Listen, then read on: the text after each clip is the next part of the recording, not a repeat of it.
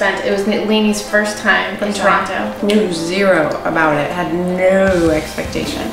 And I had been at least once a year since I was born. This Toronto was all about the urban adventure. So top 5 things to do in Toronto. If you could soldier on. Number 1, if you're Edgewalk. Edgewalk, hands You just down. gotta do it. This was definitely the first time that I had seen the CN Tower from this particular view, which was outside of it, at the top of it. Talk about like a mind trip.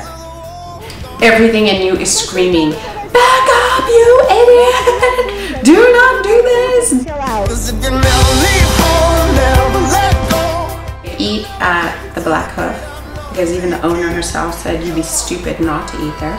Her cocktails come out extremely elegant. Delicate, elegant. Yeah. Best Manhattan I've had. So That's huge. that's huge. I'm a For big her to say Manhattan that. girl. Huge. Yeah, literally, it's like Beethoven's Fifth Symphony. We heard about this guy, Frankie, from Bar Chef. And the second you walked in, it was like a sensory experience.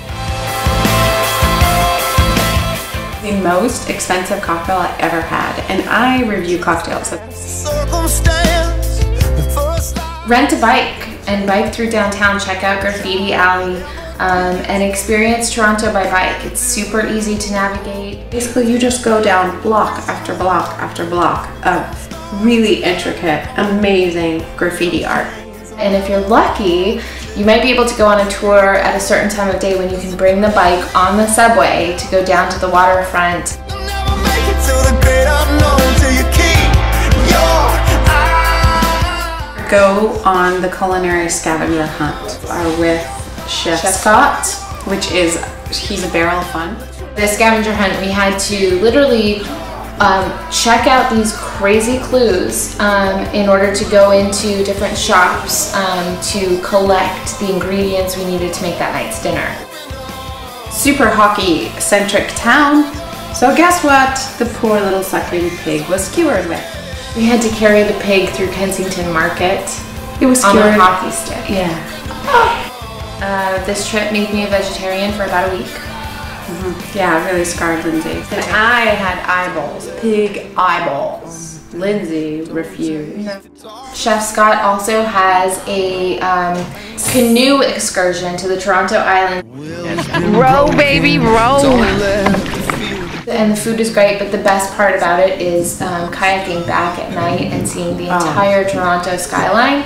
Amazing. Just gorgeous. Amazing. The Blue Jays had won that night, so it was really fun because the CN Tower was all lit up from the wind, and you know, and coming back you could hear all the cheering and stuff. So it was a cool experience. I love the Bata Shoe Museum. I thought it was fantastic, and I'm not even like a crazy shoe girl. And you?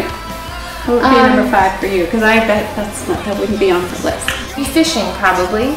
I know. I had some difficulty with the fishing. And you were traumatized. How can you say that? You could do a sailboat in the Toronto Harbor, cruising around the Toronto Harbor and through the islands on a sailboat, which was really fun.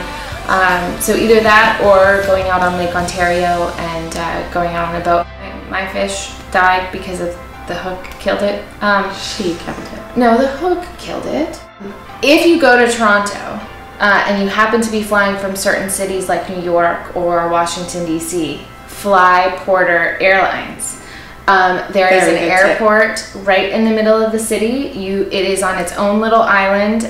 You take a ferry into the city and you are right there. I'm not a city person, but when it comes to cities, Toronto is about as good as it gets for me. You know what? I have to say, I said the same thing while I was there. I was like, no, this is a place like I could actually see myself living.